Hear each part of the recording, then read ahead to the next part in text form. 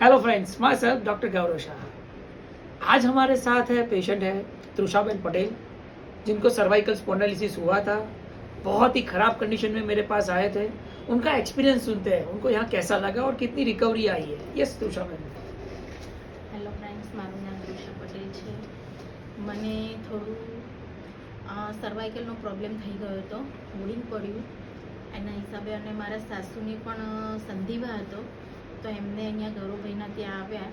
પછી એમને સંધિવામાં ની રિપ્લેસમેન્ટ આવી ગયું હતું. ની રિપ્લેસમેન્ટ એમની ટ્રીટમેન્ટથી જતું રહ્યું અને દુખાવો પણ એકદમ જતો જ રહ્યો.